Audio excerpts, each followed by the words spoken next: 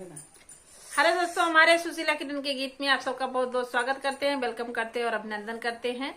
आज आप लोगों को एक बहुत मजेदार नकटा लाचारी गीत हम लोग सुनाने जा रहे हैं। बहुत दर्द भरा नकटा लाचारी गीत है और बहुत प्यारा है, बहुत सुंदर है और हकीकत में ऐसा भी हुआ था। और लेकिन आप लोग जरूर फुलवाज करके सुनिएगा। कृष्ण और सुदामा के बीच ये नकटा लाचारी गीत है, आप लोग लास्ट तक जरूर सुनिएगा। और गीत पसंद आएगा तो चैनल को लाइक और सब्सक्राइब जरूर कीजिएगा। और सुशीला किरण के गीत को एक बार जरूर सर्च करके आप लोग देखेगा, बहुत अच्छा अच्छा गीत पढ़ता है और आप लोग फुल सपोर्ट भी कीजिएगा। हाँ, अभी न्यू चैनल है, वो बहुत पुराना चैनल नहीं है, नया नया चैनल है। आप लोग जरूर देखिएगा। अगर गीत पसंद आएगा तो कमेंट करके जरूर बताइएगा गीत कैसा है। बोली सुदामा की नारी बलम बतिया माना, बलम बतिया माना हमारी। बोली सुदामा की नारी बलम बतिया माना, बलम बतिया माना हमारी।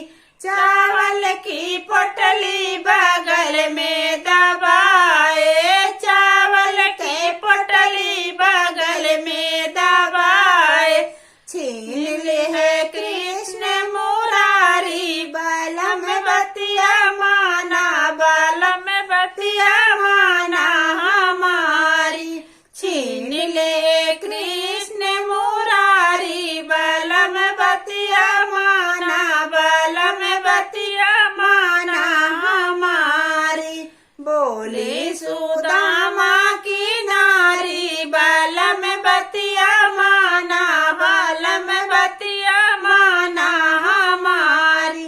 बोली सुदामा की नारी बलम बतिया माना, बलम बतिया माना हमारी।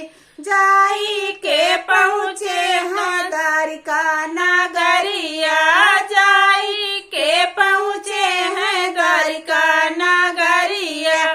जहाँ बसे हैं गिरधारी, बलम बतिया माना, बलम बतिया माना हमारी। जहाँ बसे हैं गिरधारी, बलम बतिया माना, बलम बतिया माना हमारी। बोली सुदामा की नारी बलम बतिया माना, बलम बतिया माना हमारी। बोली सुदामा की नारी बलम बतिया माना, बलम बतिया माना हमारी। थाली भर पनिया से नहा धोई लाए, थाली भर पनिया से नहा धोई लगाए। आसुअन से पग धोए डारे, बलम बतिया माना, बलम बतिया माना हमारी। आसुअन से पग धोए डारे, बलम बतिया माना, बलम बतिया माना हमारी। बोली सुदामा से नारी बलम बतिया माना, बलम बतिया माना हमारी। बोली सुदामा की नारी बलम बतिया माना, बलम बतिया माना हमारी। मुट्ठी भर चावल कृष्ण जो खाए, मुट्ठी भर चावल कृष्ण जो खाए। कुटिया से महल बनाए, बलम बतिया माना, बलम बतिया माना हमारी।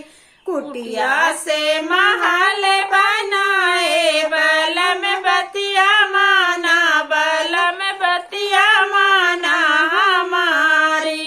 बोली सुदामा की नारी बलम बतिया माना, बलम बतिया माना हमारी। बोली सुदामा की नारी बलम बतिया माना, बलम हेलो साथियों, नकटलाचारी गीत आप लोगों को जैसा लगेगा कमेंट बॉक्स में जरूर बताना। बहुत अच्छा, बहुत प्यारा ये नकटलाचारी गीत है। आप लोग फुल सपोर्ट कीजिएगा और फुल आवाज करके सुनिएगा भी।